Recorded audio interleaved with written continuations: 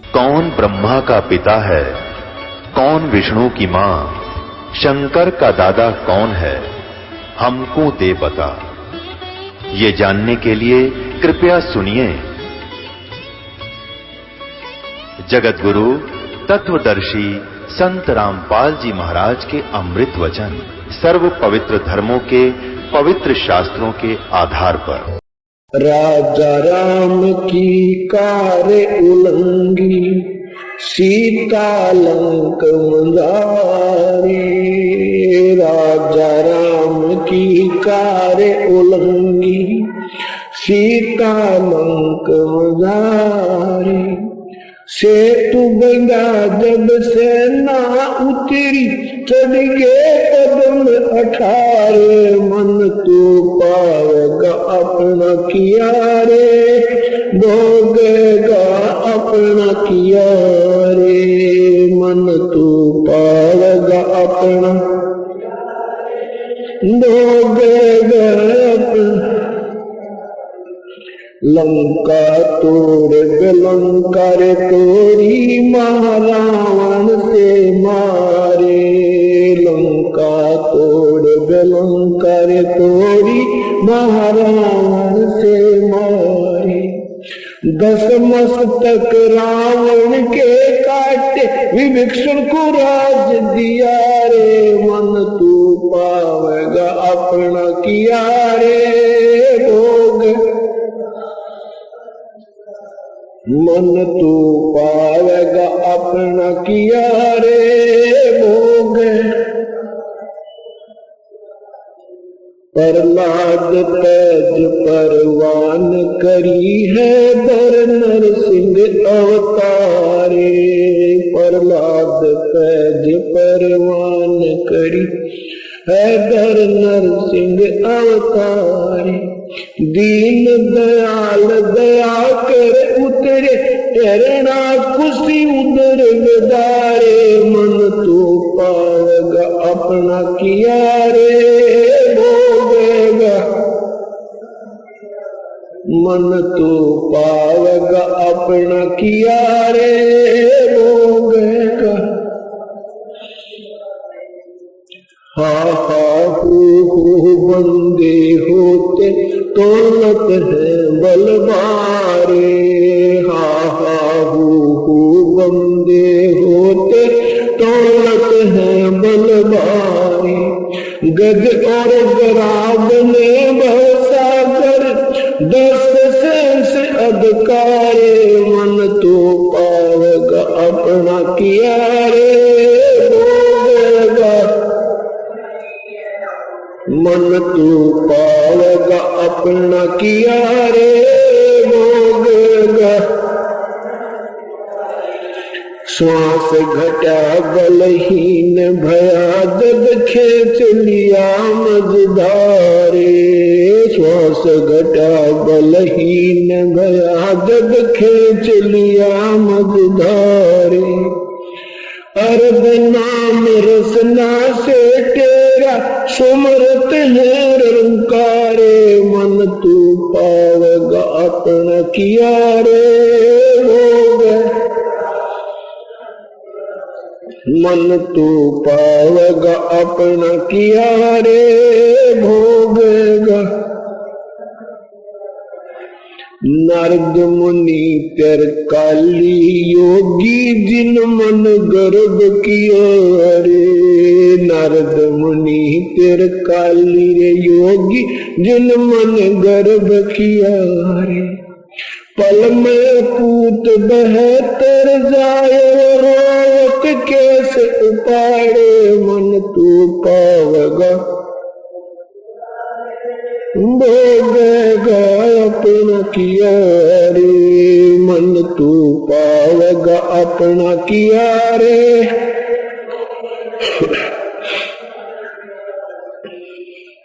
कृष्ण गुरु दुर्वासा रे होते 56 कोट संगारे। कृष्ण गुरु दुर्वासा होते 56 कोटि संगारे।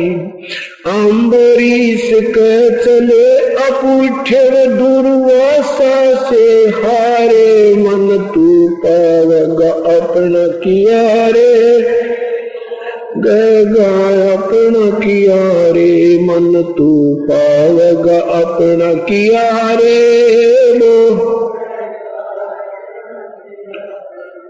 दुर्योधन और दुशासन को द्रौपदी चीर उतारे दुर्योधन और दुशासन को द्रौपदी चीर उतारे अंधे को पीन गई थी वो बद के अंत अपारे मन तू पावेगा भोगेगा अपना किया रे मन तू पावेगा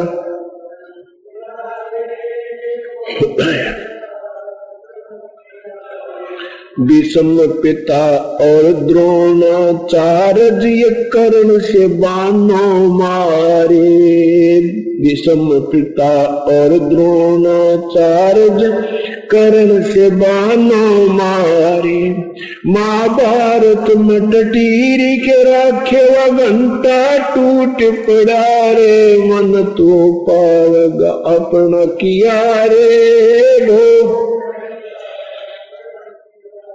मन तू पावेगा अपना किया रे भोगेगा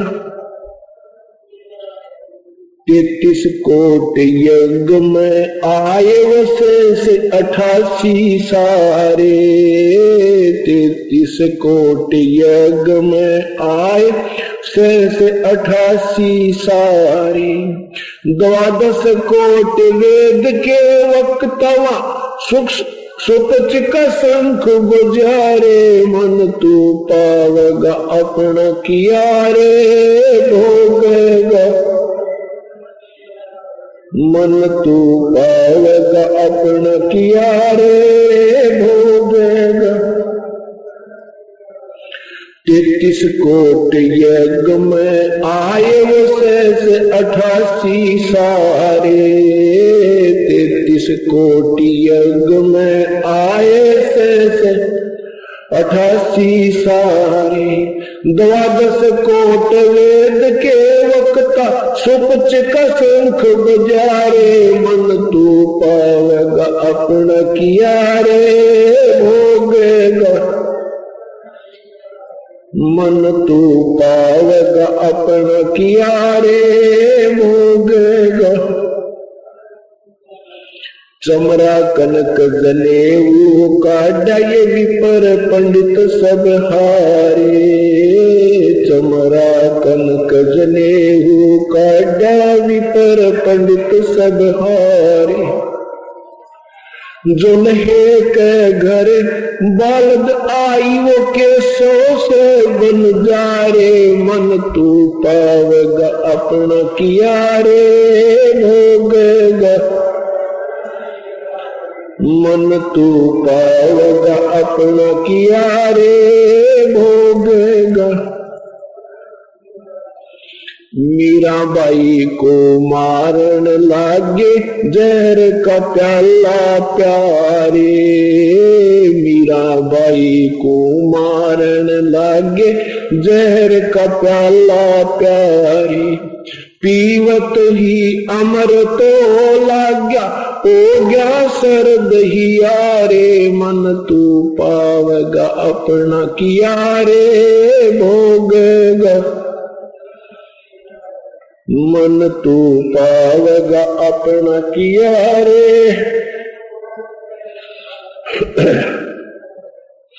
कंस के सिचानोर खपावन वो जीतन माल अखाड़े कंस के सिचानोर खपावन जीतन माल अखाड़े दास गरीब करे को सरवर ऐसे शीश हमारे मन तू पावेगा अपना किया रे भोग मन तू पावेगा अपना किया रे भोगेगा अपना किया रे सत साई परमपिता परमात्मा की प्यारी आत्मा आदरणीय गरीबदास साहब परमेश्वर के साक्षात दर्शन के उपरांत उन्हीं की कृपा से उन्हीं की रजा से अपनी अमृतवाणी में नाना प्रकार से व्याख्याएं की है प्रभु के पाने की, कैसे शुभ कर्म हमारे होने चाहिए और कौन से अशुभ कर्मों को हमने त्यागना चाहिए जिससे हमारा भक्ति मार्ग प्रशस्त होवे और हम सफल हो सके। क्या बताते हैं कि मन चिन्हो अदर अधारे मन तू पावेगा अपना किया रे, भाई भोगेगा अपना किया रे। चिन्हो अधर अधारे, चिन्हो माने जानो, अधर अधारे यानी सबसे सुप्रीम सबसे ऊपर की सतह पर जो परमात्मा रहते हैं, पूर्ण ब्रह्म सुप्रीम जो परमात्मा है, सबसे सर्वशक्तिमान प्रभु है, उनको जानो। और यहां जितने भी साधनाएं तुम करते हो उनका भी पुण्य मिलता है, उनका भी लाभ मिलता है। जैसे भगवान ब्रह्मा, भगवान विष्णु, भगवान शिव, भगवान पर ब्रह्म आदि की जो पूजाएं करते हो इससे भी लाभ मिलता है, लेकिन पूर्ण लाभ नहीं प्राप्त होता। अब कोई भी साधना चाहे कोई भी हम क्रिया करें उसके कुछ नियम होते हैं, वो नियमों के अंतर्गत रह करके हमने उस कार्य को सफल करना होता है। यदि हम नियम तोड़ देते हैं और प्रयत्न ज्यादा करते हैं, परिश्रम भी ज्यादा करते हैं, वो व्यर्थ होता है। जैसे एक खेल का मैदान है और खेल के मैदान में उसके नियम होते हैं, उस खेल के मैदान की एक बाउंड्री होती है, एक चारों तरफ से उसकी सीमा होती है। उस बाउंड्री उस सीमा के अंतर्गत ही खिलाड़ियों को खेलना भी होता है और जो फाउल पॉइंट होते हैं उनसे सावधान भी होना होता है और विजयी भी होना होता है। इसी प्रकार परमात्मा के पाने का, सतभक्ति सफल करने का एक नियम है, एक संविधान है। उस संविधान के नियम, उनकी शाखाएं, धाराएं वो आपको बताई जाती हैं सत्संग के अंदर और उसके अंतर्गत आपने खेलना होता है। उससे फाउल हो जाने के बाद आपको फाउल माना जाएगा, आपका भक्ति मार्ग रुक जाएगा। अब जैसे बच्चा खेल के मैदान में ठीक खेला नहीं, वहां से निष्कासित हो गया, तो फिर वो बाहर खेल रहा है, कबड्डी कबड्डी करता हुआ मनमाने 10 किलों के अंदर से घूम रहा है। वो प्रयत्न भी ज्यादा करता नजर आ रहा है, परिश्रम भी ज्यादा नजर आ रहा है और दौड़ता भी खूब नजर आ रहा है, लेकिन उसकी वो क्रिया विफल है। उसने जहां खेलना था वहां से तो फाउल हो गया और फिर बाहर कबड्डी कबड्डी करा, वो दुनिया को एक रिझा रहा है, वो अनजान है या नशे के अंदर है। ऐसे ही जब हम गुरु मर्यादा से गिर जाते हैं, बेशक से हम ज्यादा भक्ति भी करते नजर आवे, कि हम ज्यादा कहीं दान पुण्य भी कर रहे होंगे, लेकिन वो व्यर्थ होगा। गुरु बिन माला फेरते, गुरु बिन देते दाने, गुरु बिन दोनों निष्फल हैं, चाहे पूछो वेद पुराण। गुरु के बिना कोई भी पूजा या साधना हम करते हैं वो विफल होती है। क्या बताते हैं कबीर, राम कृष्ण से कौन बड़ो, उन्हों भी गुरु कीने, 3 लोक के वे धनी, ही गुरु आगे अधीन। अब हम परमात्मा हमें यही के उदाहरण देकर समझाना चाहते हैं कि आप श्री राम श्री कृष्ण से बड़ा किसी को नहीं मानते। श्री राम और श्री कृष्ण जी ने भी गुरु बनाए थे। श्री रामचंद्र जी ने श्री वशिष्ठ मुनि महाराज जी से दीक्षा ली थी, उपदेश लिया था, और श्री कृष्ण जी ने, श्री कृष्ण भगवान ने श्री दुर्वासा जी ऋषि से उपदेश लिया था, नाम लिया था, वो उनके गुरुदेव थे। भगवान श्री कृष्ण जी के आपने संदीपनी भी गुरुदेव सुने हैं। संदीपनी जी उनके अक्षर ज्ञान के गुरुदेव थे और श्री दुर्वासा जी उनके आध्यात्मिक मार्ग के गुरुदेव थे। मर्यादा के अंदर रहते हुए जो दान किए जाते हैं उनका बहुत लाभ होता है। पहले गुरुकुल हुआ करते थे, गुरुकुल और कुल गुरु एक ही चीज है। कुल गुरु वो होते थे जैसे एक खानदान के, एक समूह के एक धार्मिक गुरु होते थे, और उसी को गुरुकुल भी कह सकते हैं। गुरुकुल को फिर एक पाठशाला का रूप धारण कर लिया।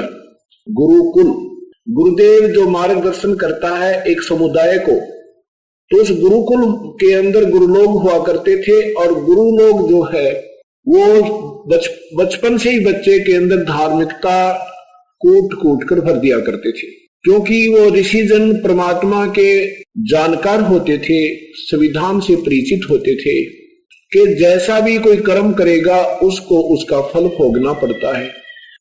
और ऋषियों ने वेदों को पढ़ा, वेदों के अंदर यही निर्णय दिया गया है, वेदों को अनजानपने से निष्कर्ष निकाला है इन्होंने। वैसे वेदों में बिल्कुल स्पष्ट लिखा है कि कोई परमात्मा और है, उसका नाम कबीर है, वो सशरीर है, और उसकी भक्ति करने से जीव के सब पाप भी विनाश हो जाते हैं और पूर्ण मोक्ष प्राप्त होता है। फिर जन्म और मृत्यु उस प्राणी की कभी नहीं होती। लेकिन वेदों के निष्कर्ष निकालने वाले अपने ही एक दूसरे से भी आपे निष्कर्ष निकाल लिया इन्होंने। क्या निकाल लिया कि किया हुआ कर्म तो भोगना ही पड़ता है। और ब्रह्म को सुप्रीम पावर बता दिया, ब्रह्म सर्वशक्तिमान है। ब्रह्म सर्वशक्तिमान नहीं है, पर ब्रह्म दूसरे नंबर का प्रभु है और पूर्ण ब्रह्म ये तीसरे नंबर का, अर्थात ये सर्वशक्तिमान पूर्ण परमात्मा है। तो जो गुरु लोग हुआ करते थे उन्होंने अपने हिसाब से जो भी वेदों में का निष्कर्ष निकाला, वेदों का जो निष्कर्ष निकाला कि जैसे कर्म करेगा वो तो भोगने पड़ेंगे, यही पवित्र गीता जी का निर्णय इन्होंने निकाला। लेकिन गीता जी में ऐसा नहीं है। और इन्होंने निकाला क्या निष्कर्ष है कि जैसे कर्म प्राणी करेगा वो भोगने पड़ते हैं और जन्म मृत्यु कभी समाप्त नहीं होती, ये जन्म और मृत्यु सदा बनी रहेगी। ऐसा भी वेदों में नहीं है, ऐसा भी पवित्र गीता जी में नहीं है। हाँ, उसमें ज्ञान के हर सतिथि है। जैसे ब्रह्म अपना ज्ञान दे रहा है कि अर्जुन, पवित्र गीता जी में लिखा कि अर्जुन इन तीनों गुणों, रजगुण ब्रह्मा, सतगुण विष्णु, तमगुण शिव जी की भक्ति से, न तो इन तीनों गुणों की भक्ति तो मूर्ख लोग करते हैं, और राक्षस स्वभाव को धारण किए हुए मनुष्यों में नीच दुष्कर्म करने वाले ये मेरी साधना भी नहीं करते। अपनी साधना को फिर बताते हुए कहते हैं कि मेरी साधना भी अनुत्तम है, उत्तम नहीं है। फिर बताया कि 5वें अध्याय के चौथे अध्याय के 5वें श्लोक में कि अर्जुन तेरे और मेरे बहुत जन्म हो चुके हैं, तू ही जानता मैं जानता हूं। फिर 15वें अध्याय के पवित्र गीता जी के 15वें अध्याय के चौथे श्लोक में कहा कि अर्जुन जब तुझे तत्वदर्शी संत मिल जावे, वो तत्वदर्शी संत फिर आपको वास्तविकता बताएगा किस परमात्मा की कितनी सच्चाई है, उसके आधार से फिर भक्ति करना, उसके बाद उस परम पद परमेश्वर को भली भांति खोजना चाहिए, जिसमें गए हुए प्राणी फिर दोबारा जन्म मृत्यु में प्राप्त नहीं होते। और फिर मैं भी उसी की पूजा करता हूं। गीता बोलने वाला ब्रह्म श्री कृष्ण जी में प्रवेश करके बोल रहा है और कह रहा है कि मैं भी उसी की पूजा करता हूं और फिर उसी की पूजा करनी चाहिए। 18वें अध्याय के 62वें श्लोक में लिखा कि अर्जुन तो सर्वभाव से उस परमेश्वर की शरण में जा, जिसकी कृपा से तू परम शांति और शाश्वत स्थान को प्राप्त होगा। अपनी पूजा को अनुत्तम बताते हैं, उस परमात्मा की भक्ति से परम शांति और सदा के लिए मोक्ष का वो धाम बताया। वो परमात्मा कौन है उसके लिए लिखा 4थे अध्याय के 34वें श्लोक में पवित्र गीता जी में कि उस परमात्मा के तत्व ज्ञान को जानने के लिए तत्वदर्शी संतों की तलाश कर और फिर जैसे वो मार्गदर्शन करें भाई वैसे कर लेना, नहीं तो मेरी शरण में रहेगा तो जन्म मृत्यु सदा बनी रहेगी, तेरी भी और मेरी भी। और यही गीता जी के, यही पवित्र वेदों में वर्णन है। वो परमात्मा कोई और है, उसकी साधना को मैं नहीं जानता, वेद बोलने वाला प्रभु कहता है, वो तो कोई तत्वदर्शी संत आपको मार्गदर्शन करेगा। इस निष्कर्ष से उन्होंने क्या निकाला कि जैसे भी कर्म करेगा वो तो भोगना ही पड़ेगा, क्योंकि ऋषियों ने ओम नाम की के जाप से बहुत साधनाएं की, हजारों वर्षों तक बैठे रहे, उनसे सिद्धियां आ गई, आकाश में उड़ जाना, जल पर ऐसे चलना जैसे थल पर चलते हैं। लेकिन जब कर्म का दंड उन ऋषियों पर भी आया, उनको भी भोगना पड़ा। इसलिए महर्षियों ने ये अपना निष्कर्ष निकाल दिया, अपनी सोच के उपनिषद शास्त्र बना दिए कि किया हुआ कर्म तो प्राणी को भोगना ही पड़ता है। या परमात्मा भी इन्हीं तक के लेवल की ज्ञान में का वर्णन दे रहे हैं गरीबदास महाराज कि मन तू पावेगा अपना किया रे, भोगेगा अपना किया। किस किस ने जैसे जैसे कर्म किए उनका फल उनको अवश्य मिला है, लेकिन पूर्ण परमात्मा के चरणों में आने के बाद फिर भी किया हुआ कर्म मिलेगा, लेकिन जो पाप कर्मों का फल नहीं मिलेगा, वो पाप कर्मों को विनाश कर देता है। परमेश्वर पूर्ण ब्रह्म है। आज प्रसंग चल रहा है कि गुरु बिन माला फेरते, गुरु बिन देते दान, गुरु बिन दोनों निष्फल हैं, चाहे पूछो वेद पुराण। फिर परमात्मा कहते हैं देते को हर देते हैं जहां तहां से आने, नहीं दिया फिर मांगते फिरियो, परमेश्वर सुने ना कहानी। चिड़ी चोंच भर ले गई, नदी न घटो नीरी, दान दिए धन घट नहीं, कह रहे साहिब कबीर। अब दान देने से धन नहीं कम होता, पर कैसे देने से? पूर्ण संत के शरण में आने के उपरांत और फिर मर्यादावत में रहते हुए जो दान धर्म या सीमन सेवा की भजन किया जाता है वो हमारा प्रफुल्लित होता है। अब एक तरफ तो प्रसंग उठता है कि भी दिया हुआ कह रहे हो पावेगा अपना किया रे, भोगेगा अपना किया रे। दूसरी तरफ कह रहे हो कि गुरु बिन माला फेरते, गुरु बिन देते दान, गुरु बिन दोनों निष्फल हैं, तो पूछो वेद पुराण। फिर वैसे जो हम कर रहे हैं कर्म वो तो विफल भी बता रहे हैं, फिर दूसरी तरफ कह रहे हैं इनका फल अवश्य मिलेगा। ये दोगली बात कैसे हो सकती है? हाँ, इसी का नाम सत्संग होता है, तत्व ज्ञान होता है, जो निर्णायक ज्ञान हमें प्राप्त हो।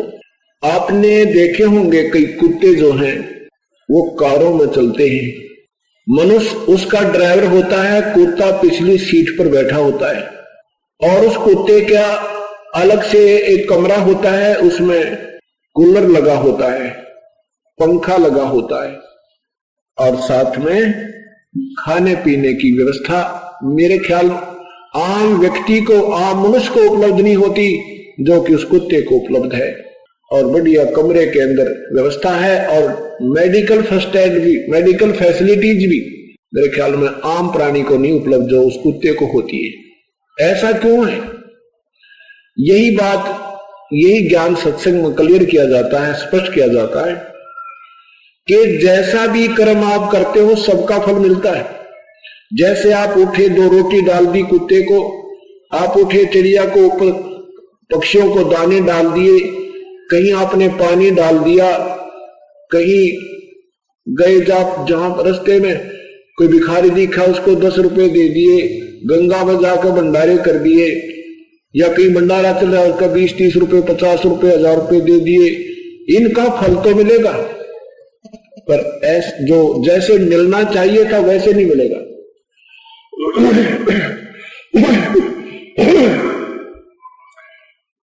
अब जो वो कुत्ता है कार में घूम रहा है, पहले मनुष्य जन्म में उसने दान तो खूब किया, और उस दान का, उस धर्म का उसको प्रतिफल भी खूब मिला, लेकिन वो मर्यादावत नहीं किया उस नादान ने।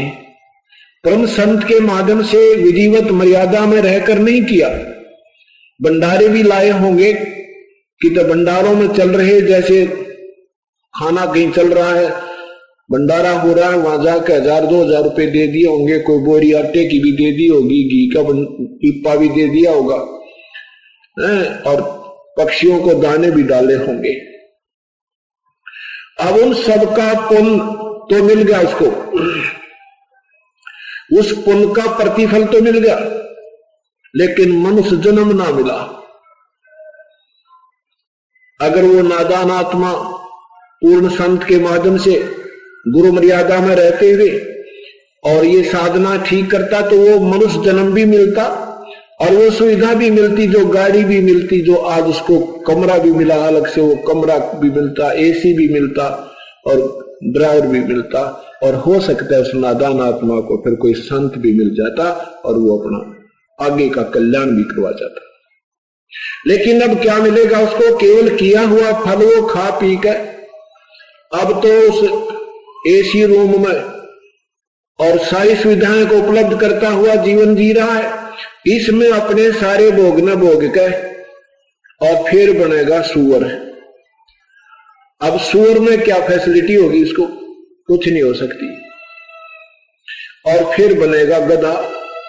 वो 84 लाख के कुएं में गिर गया, अब रेट की तरह घूम घाम के फिर कभी मनुष्य शरीर मिलेगा, फिर देखी जा क्या होगा। तो ये सत्संग के अंदर ज्ञान कराया जाता है कि गुरु बिन माला फेरते, गुरु बिन देते गाने, गुरु बिन दोनों निष्फल हैं, चाहे ओछो वेद पुराने। फिर यहां बताते हैं, अब देखो गुरु तीन लोग के भी, भगवानों के भी मार्गदर्शक संत हैं, उनके द्वारा भी किया हुआ जो पुण्य है, उन गुरुओं के माध्यम से भी जो दान और पुण्य सिमरण करते हैं, उनका भी फल ज्यों का त्यों मिलेगा। उसमें भी जरूरी नहीं है कि मनुष्य शरीर मिल जाए आपको आगे, नहीं, उसमें जैसा भी आपने दान किया है उसका फल अवश्य मिल जाएगा।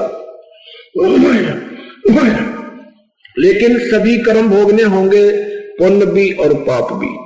केवल पूर्ण परमात्मा के परम संत जो समय अनुसार सदियों के उपरांत एक ही होता है, उनके माध्यम से किया हुआ पुण्य, दान, भजन, जैसे वो बताए ऐसे उस वास्तविक मंत्र की साधना से आपको पुण्यों का लाभ मिलेगा, पाप आपके विनाश हो जाएंगे। और अच्छी साधना और लगन, सतभक्ति, परमात्मा पाने की आप में तड़प हो गई तो आपकी यहां से पूर्ण रूप से मुक्ति भी हो जाएगी। नहीं तो मनुष्य जीवन ही सीधा होगा, इसमें कोई शंका नहीं। आप मर्यादावत लगे रहना। और एक नहीं, इस सत साधना ने का जिसने 2-4 वर्ष भी साधना कर ली, मनमाना 100 मनुष्य जीवन आपके लगातार हो जाएंगे। लेकिन ये भी पेंडिंग काम रह जाएगा, ये भी लंबी बात बढ़ेगी। अब मान लीजिए हमारे 100 मनुष्य जीवन भी हो गए और 100 मनुष्य जीवनों में कोई संत हमारे को मिला नहीं पूर्ण, वो 100 जीवन भी खत्म हो जाएंगे और फिर 84 लाख योनियों के चक्कर में हम आ जाएंगे। इन बातों को बहुत ध्यान से सुनना और बहुत गहराई से विचार करना, क्योंकि ये तत्व ज्ञान हमें मिला नहीं था। अभी तक हमने लोकवेद सुना था अपन को। लोकवेद होता सुना सुना है ज्ञान, जैसे ब्रह्मा विष्णु महेश को अजरो अमर अविनाशी, कोई माता पिता नहीं, ये सर्वेश्वर महेश्वर। लेकिन ये लोकवेद था, ये वास्तविक ज्ञान नहीं था, क्योंकि इनकी हिस्ट्री शीट, इन भगवानों के जीवन चरित्र बता रहे हैं कि नासवान है, इनके माता पिता हैं और एक ब्रह्मा मरता है, 7 ब्रह्मा की मृत्यु के उपरांत एक श्री विष्णु की मृत्यु होती है और 7 श्री विष्णु की मृत्यु के बाद एक भगवान शिव की मृत्यु होती है। ये नासवान है। परमात्मा कहते हैं एती बुलंद उम्र मरेगा अंतरे, क्योंकि वो सतगुरु में लगे न कान न बैठे संतरे। क्या बताया है कि अभी तक हमने लोकवेद सुना था, लोकवेद। अब क्या है, जैसे जितने भी आज भक्त आत्मा कोई अच्छा उच्च अधिकारी बने हुए हैं, कोई मंत्री बना है, कोई मुख्यमंत्री बना है, कोई प्रधानमंत्री बना है, कोई राष्ट्रपति बना है, ये पिछले जन्म की मलाई खा रहे हैं। ये पिछले जन्म जन्मांतर के पुण्य इन्हें प्राप्त हैं और ये आज उनको मिले हुए हैं। और वो लोग ये समझ रहे हैं कि जो साधना हम वर्तमान में कर रहे हैं, चाहे वो किसी मजहब में पुण्यात्मा का जन्म है, उसमें कोई ना कोई धार्मिकता का सहारा लिया हुआ है, तो वो ये सोच रहे हैं कि जो साधना हम कर रहे हैं ये हमें लाभ दे रही है। नहीं, वो तो आपकी पिछले जन्म का जो संस्कार प्रारब्ध है वो चल रहा है। और जब तक सही साधना नहीं मिलेगी, उस पहले वाली साधना से आपको सुख है तो सुख होता रहेगा, और जब कष्ट आएगा तो कोई प्रोटेक्शन नहीं हो पाएगा। ये तो वेद में लिखा है कि जैसे एक बसंत ऋतु होती है, बसंत ऋतु, ऋग्वेद मंडल नंबर 10 सूक्त नंबर 90 में लिखा है कि जैसे बसंत ऋतु होती है, बसंत ऋतु में ना गर्मी ज्यादा होती है ना सर्दी ज्यादा होती है। उस बसंत ऋतु में चाहे इंसान बाहर सोए, चाहे कहीं बैठा रहे, बिल्कुल जंगल में, मैदान में, और वहीं सोए, वहीं घूमता फिरता रहे, उसी में अपना ठाठ करे। यूं सोचे दूसरा कोई मकान बना रहा है, उसको कहे भी तू मकान बना ले, तो वो सोचे कि क्या फायदा मकान बनाने में, मुझे तो मौज हो रही है, कोई दिक्कत आ नहीं रही, क्योंकि अभी वो बसंत ऋतु चल रही थी। और फिर आएगी गर्मी या अचानक आएगी आंधी, ऊपर तो पड़े ओले गिरे और साथ में वर्षा जोर की आ जाए, फिर पता लगेगा उस भाई ने कि क्या आवश्यकता थी मकान की। अब हमारे जो शुभ कर्म चल रहे हैं, जिन पुण्यात्माओं के, उन्होंने कोई आवश्यकता भगवान की महसूस नहीं हो रही, क्योंकि उनके जीवन की उस शुभ कर्मों रूपी वह बसंत ऋतु चल रही है। और जब ये दुख रूपी ग्रीष्म ऋतु आएगी और वो ओले गिरेंगे और शीत आवेगी, वो शीत लहर चलेगी, तब पता चलेगा मकान बनाने से और ये सर्दी और गर्मी के प्रबंध करना क्यों आवश्यक था। उस समय फिर कुछ बना नहीं, फिर तो वो पहाड़ टूट ही जाएगा। इसलिए जब तक हमारे पुण्य चल रहे हैं तब तक तो इंसान नु सोचे भाई क्या फर्क पड़ता है, करते तो हम भक्ति हम जैसा कर रहे हैं, लेकिन जैसी भक्ति हम कर रहे हैं ये कोई प्रमाण नहीं है। ये प्रमाणित नहीं है क्योंकि अपनी पवित्र शास्त्र इसका संकेत नहीं कर रहे। पवित्र गीता जी अध्याय नंबर 16 मंत्र नंबर 23-24 में लिखा कि अर्जुन जो शास्त्र विधि को त्याग कर मनमानी पूजा करते हैं, उनको न तो कोई सुख होए, ना उनकी गति होए, और ना ही उनको कोई कार्य सिद्ध होए, अर्थात यूजलेस, बिल्कुल व्यर्थ।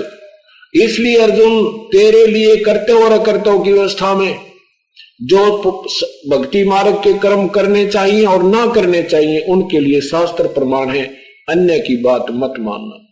अब आपने सुना होगा कि द्रौपदी का जो चीर हरण हो रहा था और उसको भगवान ने बढ़ा दिया था, अब ये कुछ ऐसी स्थिति आ गई। अब जो वर्तमान में ज्ञान चल रहा है, वर्तमान में जो दंत कथा लोकवेद हमने सुनने को मिल रहा है, अब जैसे सत्यार प्रकाश नामक एक शास्त्र है और महर्षि दयानंद सरस्वती जी उनके लेखक है, और उस महापुरुष का इस क्षेत्र में काफी एक सुनी सुनाई महिमा के कारण इतना दबदबा बना हुआ है कि उन्होंने जो ज्ञान दिया वो बिल्कुल बहुत अच्छा है। जैसे उन्होंने कहा है कि परमात्मा चीर नहीं बढ़ा सकता, ये सब झूठ है। परमात्मा नरसिंह जी की हुंडी नहीं झाल सकता, परमात्मा नरसिंह जी का भात नहीं भरा परमात्मा ने, ये सब बकवाद हैं। ऐसे जो कहते हैं वो ढोंगी हैं, वो पाखंडी हैं। और अब हम कहते हैं कि यहाँ कैंसर तक के रोग ठीक हो जाते हैं, अब यहाँ कहते हैं कि 20-20 साल का दमा ठीक हो जाता है। यहाँ हम कहते हैं हमारे भक्तजन के परमात्मा की रजा से, कबीर परमेश्वर की कृपा से हाथ स्पर्श करते ही आंखें भी ठीक हो जाती हैं, दमे के रोग भी ठीक हो जाते हैं, कृपा परमेश्वर की है। लेकिन उस व्यर्थ शास्त्र के पढ़ने से, और वो काफी सदियों से चल रहा, 100-150 वर्ष से उस ऐसे ज्ञान को सुन कर पक गए कान, और दूसरी जो हम साधना करते थे उनसे कोई लाभ नहीं हो रहा था। इसलिए वो ज्ञान हमें काफी अच्छा लगने लगा था कि सचमुच ऐसा कुछ भगवान नहीं कर सकता, ना कर पा रहा है, और नहीं हमारे कोई विशेष ऐसी कृपा परमेश्वर की हो पा रही थी।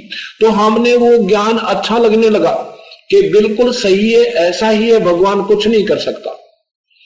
फिर तो परमात्मा की चाह खत्म हो जाएगी और ये सारा जो है ना मानव समाज नास्तिक हो जाएगा अगर परमात्मा कुछ नहीं कर सकता।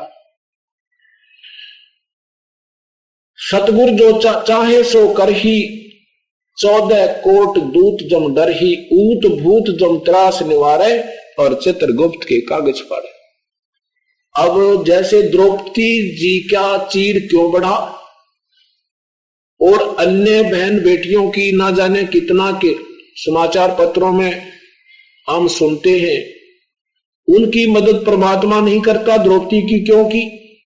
यही बात है भक्त और अभक्त में, यही अंतर है भक्त और अभक्त में, यही अंतर है पूर्ण परमात्मा यानी भक्ति के मार्ग की, संत और असंत की। एक समय की बात है, जैसा कि आपको भी बताया था कि पहले गुरु मर्यादा भक्ति मार्ग से ही प्रारंभ होती थी और सभी पुण्य आत्माओं के बचपन से ही जब बच्चा बोलने लग जाता था उनको परमात्मा का ही मार्ग प्रशस्त किया जाता था। पहले शिक्षा रोजी रोटी के लिए नहीं थी, केवल परमात्मा का मार्ग, परमात्मा के शास्त्रों को अध्ययन स्वाध्याय करने के लिए बच्चों को शिक्षा दी जाती थी। द्रौपदी राजा द्रौपद की पुत्री थी और बचपन से ही गुरु बना लिए जाते थे। गुरुदेव शिक्षा दिया करते थे, बेटी बच्चों को, अपनों को, अपने शिष्यों को, शिष्याओं को, और धार्मिकता बच्चों में कूट कूट कर भर दी जाती थी। एक समय द्रौपदी जब तक कंवारी थी, शादी नहीं हुई थी, अपने पिता के घर पे रहती थी। राजा द्रौपद ने गंगा के किनारे पर एक बहुत बड़ा घाट बना रखा था, जनाना घाट, जहां पर ये द्रौपदी प्रतिदिन स्नान करने के लिए हजारों सहेलियों के साथ जाया करती थी।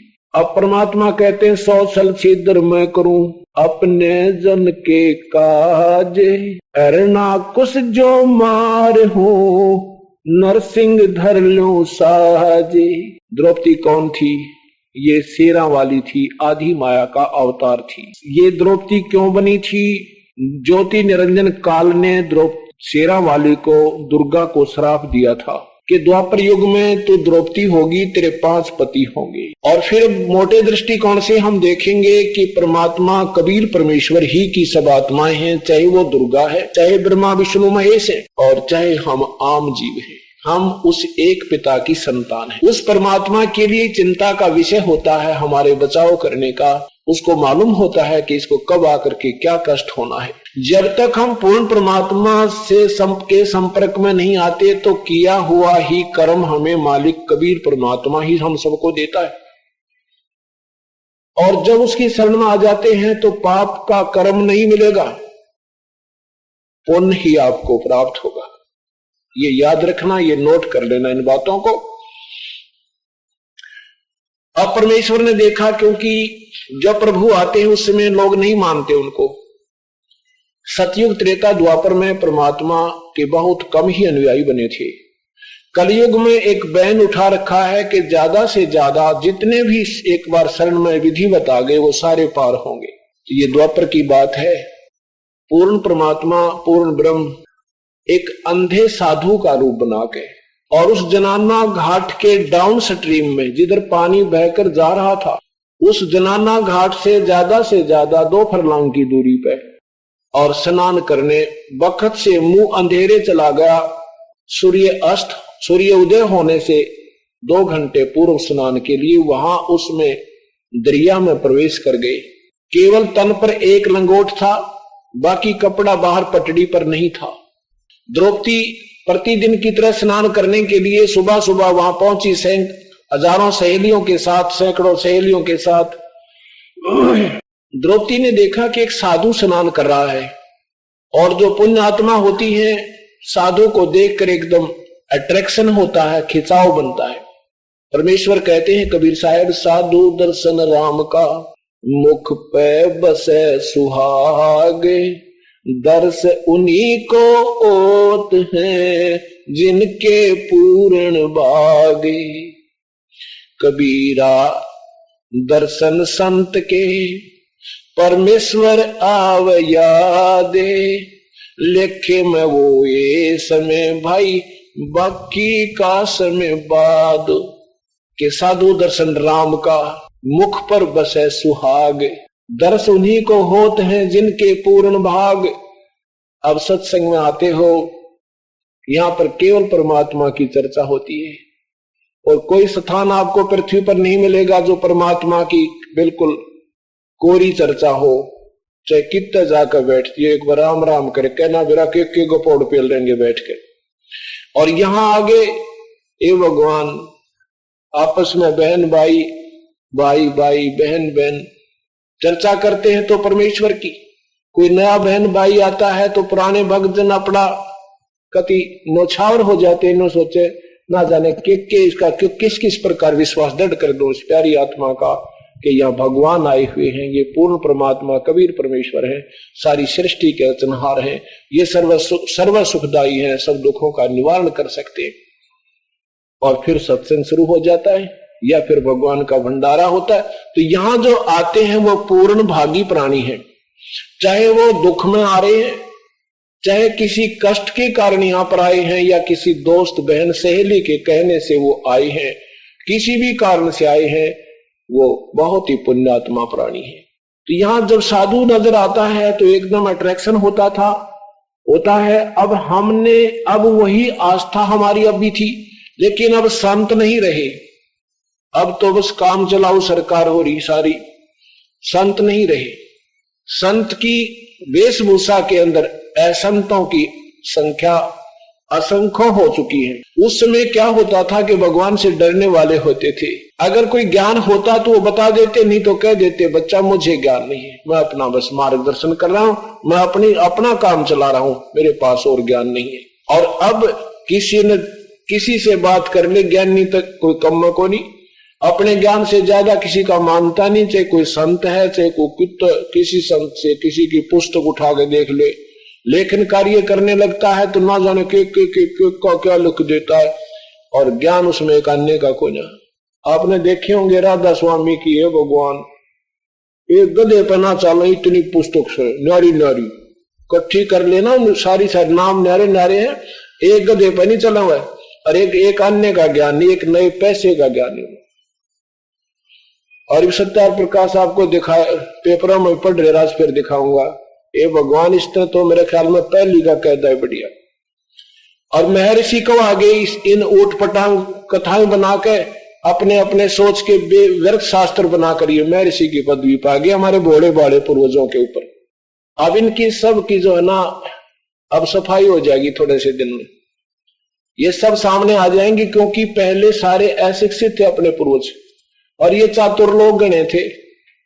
शिक्षा संस्कृत पढ़ने का एक ही वर्ग को अधिकार था, दूसरा संस्कृत नहीं पढ़ सकता था। ब्राह्मण, केवल ब्राह्मण लोग ही संस्कृत पढ़ सकते थे और विद्या नहीं ग्रहण कर सकते थे, नहीं पढ़ सकते थे, इसलिए इनका दाव लगा रहा। अब बच्चे तो लेकर बूढ़े तक और नौजवान भाई बहन बेटी सब शिक्षित है, शास्त्र अपने पास है। अब ये सब ठीक हो जाएंगे और एक निर्मल ज्ञान उभर का होगा जो हमारे पवित्र वेदों में वर्णित है, उसी के आधार पर हमने साधना कर। अब द्रौपदी ने देखा कि साधु सुबह सुबह एक संत नजर आया, एक बार मन में आया कि साधु से बात करें, फिर मन में आया कि साधु स्नान कर रहा तुम भी स्नान कर लो, फिर बैठ कर काफी देर बात करेंगे संत से, प्रभु की चर्चा करेंगे। इस उद्देश्य से द्रौपदी स्नान करने के लिए घाट में स्नान करने लग गए। स्नान करते रहे, उछल कूद करते रहे, नहाए धोए, काफी देर लगी, फिर कपड़े चेंज किए। जब बाहर आई तो फिर देखा कि साधु तो अभी पानी के अंदर ही है। वो अंधा महात्मा रूप में परमात्मा वहां प्रवेश थे। देखा कि अभी वो पानी में प्रवेश है, लेकिन महात्मा स्नान नहीं कर रहा, वो कोई वस्तु ढूंढ रहा है। क्या हुआ? या लीला मालिक की। अब वो वैसे तो परमात्मा पूर्ण ब्रह्म थे, वो सतगुरु कबीर साहब थे। अब हम आपको समझाने के लिए एक साधु मानकर चलेंगे। वो अंधा महात्मा थे और वस्तु उनके पास था नहीं, और वो लंगोट भी उनका, ऐसे नहाते समय वो लंगोट भी टूट गया। अर्थात वो संत निवस्त्र हो गए और शर्म के मारे के आसपास लड़कियां नहा रही हैं, शर्म के मारे लीला करते हुए और सीने से ऊपर तक जल में पहुंच गए और ऐसे हाथ मार रहे हैं, ऐसे हाथ मार रहे हैं। अब द्रौपदी ने देखा कि साधु स्नान नहीं कर रहा, कोई वस्तु ढूंढ रहा है। अब उस लड़की ने अपनी दिव्य दृष्टि से देखा कि महात्मा के पास वस्त्र नहीं है, पटरी पर भी वस्त्र नहीं है, और महात्मा निवस्त्र हो गया है। ये शर्म के मारे बाहर नहीं आ रहा, इसलिए गर्दन पानी के अंदर पहुंच गया है। अब द्रौपदी ने सोचा कि ये महात्मा सारा दिन बाहर नहीं निकलेगा क्योंकि अंधा है, हाथ ऐसे मारा, ये तो अंधा है, और सारा दिन ये पानी में गलेगा, और रात को भी अगर निकल भी गया तो इसको वस्त्र नहीं मिलेगा। लड़की ने आव देखा ना ताव देखा, अपनी साड़ी में से राजा की लड़की कितने सुंदर कपड़े पहनती होगी, विचार करना। हम भी अपने बच्चों को स्कूल भेजते हैं, अपने से अच्छे कप वस्त्र पहनाने की चेष्टा करते हैं। राजा की लड़की और कितनी कीमती साड़ी यानी वस्त्र पहनती होगी। उस लड़की ने द्रौपदी ने अपनी साड़ी से एक बिलात का कपड़ा, लगभग 8-9 इंच 10 इंच का कपड़ा, और ऐसे फाड़ा और दरिया में बहा दिया कि हो सकता है महात्मा के हाथ लग जा और ये अपना पर्दे पर बांध के बाहर आ जाए। अब वो नहीं हाथ लगा, दूसरा फिर फाड़ा, फिर डाल दिया, वो भी हाथ नहीं लगा, तीसरा फिर एक हिस्सा, तीसरा फिर फाड़ा, वो डाल दिया, नहीं हाथ लगा। 7-8 ऐसा लिखा परमेश्वर की प्यारी आत्मा गरीबदास साहब ने। ये खराब हो गया, चल नहीं रहा।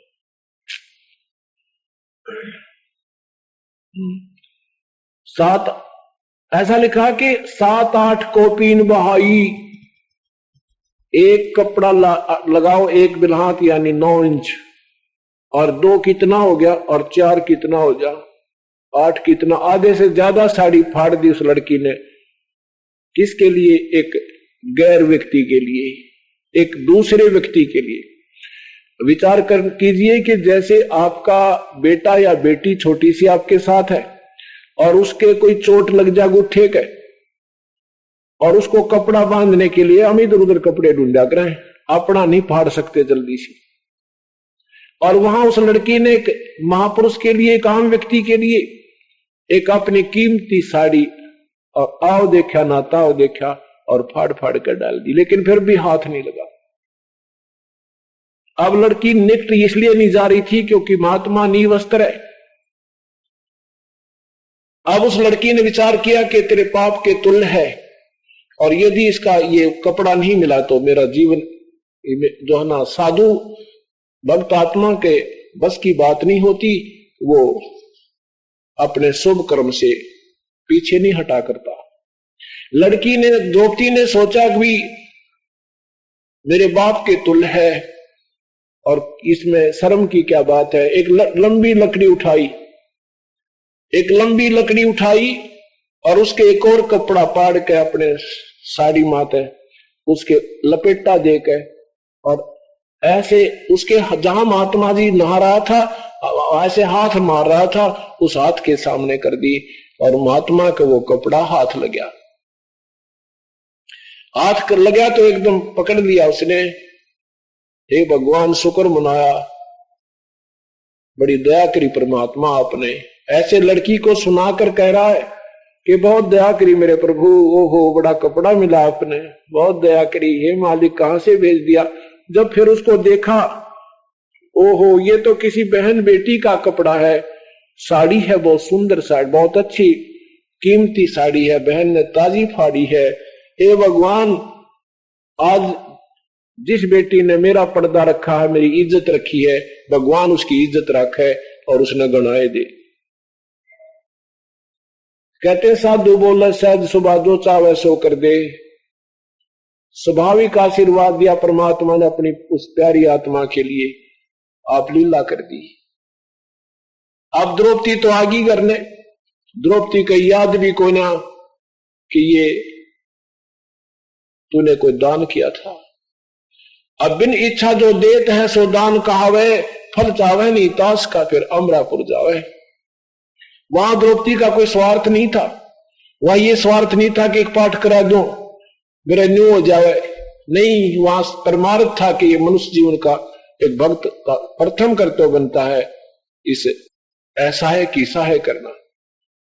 अब द्रौपदी की शादी अर्जुन से हो जाती है, उधर दुर्योधन और दुशासन, दुर्योधन से कहा सुनी द्रौपदी की हो जाती है। पांडवों और कौरवों ने जुआ खेल करके, कौरवों ने, दुर्योधन ने पांडवों से राज भी जीत लिया और द्रौपदी को भी दांव पर लगवा दिया। द्रौपदी को जब दांव पर लगा दिया तो दुशासन से कहा दुर्योधन ने कि ला उस द्रौपदी को पकड़कर और आज सभा में उसको नंगी करूंगा, उसने मुझे ताना मारा था कि अंधों के अंधे होते हैं, आज उसको यहां दिखाएंगे हम अंधे हैं या आंखों वाले हैं। अब द्रौपदी को पकड़ के वहां ले आए। भीष्म पितामह द्रोणाचार्य और कर्ण जैसे योद्धा विराजमान थे। द्रौपदी को विश्वास नहीं हुआ कि तेरी साड़ी उतारेंगे, क्योंकि बांदी ने कह दिया था कि द्रौपदी आज आपको नग्न करेगा दुर्योधन, सभा के अंदर तुझे जुए में जीत लिया है। लेकिन द्रौपदी के मन में यह बात नहीं समाई थी कि ऐसी सभा में और कभी लड़कियों औरत को नंगा कर सकते हैं, जहां पर भीष्म पितामह जैसे महापुरुष विराजमान हैं, कर्ण जैसे बैठे हैं, गुरु द्रोणाचार्य जैसे बैठे हैं और मेरे पांचों पांडव पति बैठे। अगर उनको वहां कोई मेरे तरफ उंगली उठाएंगे तो वहां उनका बहुत ही कुछ बुरा हाल कर देंगे। वहां जाकर क्या देखा कि दुशासन से कहा दुर्योधन ने कि इसका चीर हरण करो, आज इसको निवस्त्र कर दे। दुर्योधन और दुशासन, आज इसको दिखाएंगे हम अंधे हैं या आंखों वाले, हम तो अंधे, हमें दिखाई नहीं देगा और इसको आज निवस्त्र करेंगे। दुशासन खड़ा हुआ। अब द्रौपदी ने सोचा था कि ये होने नहीं देंगे, तेरे पांचों पांडव बैठे हैं, पति बैठे हैं और साथ में ये महापुरुष विराजमान है।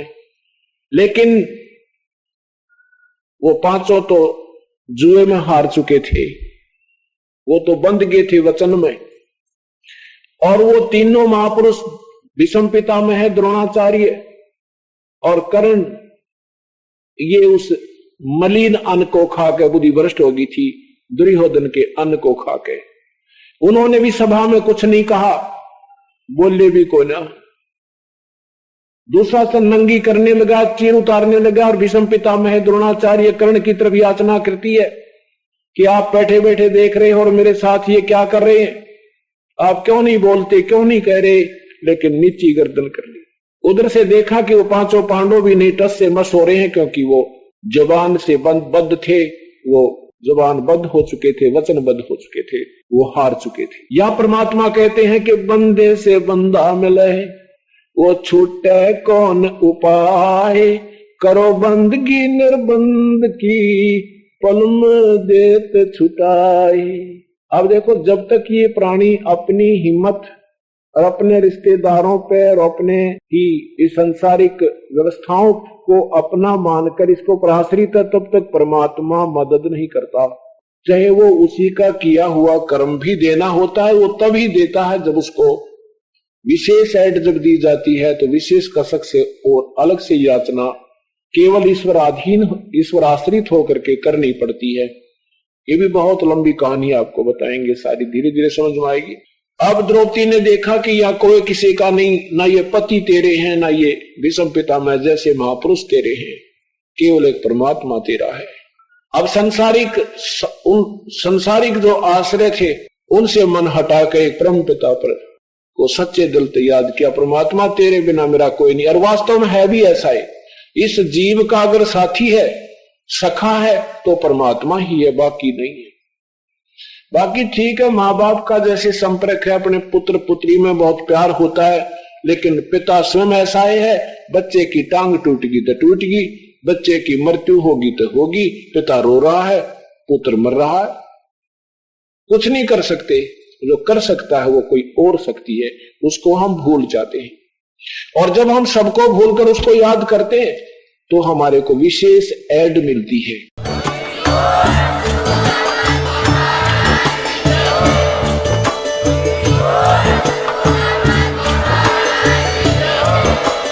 आप सुन रहे थे जगत गुरु तत्वदर्शी संत रामपाल जी महाराज जी के मंगल प्रवचन। अधिक जानकारी के लिए विजिट कीजिए हमारी वेबसाइट www.jagatgururampalji.org। संत रामपाल जी महाराज जी के शुभ आशीर्वाद से पूरे विश्व भर में 500 से भी ज्यादा नाम दीक्षा केंद्र हैं, जिन पर संत रामपाल जी महाराज जी द्वारा ऑनलाइन निशुल्क नाम दीक्षा दी जा रही है। अपने नजदीकी नाम दीक्षा केंद्र का पता करने के लिए संपर्क करें 8222880541।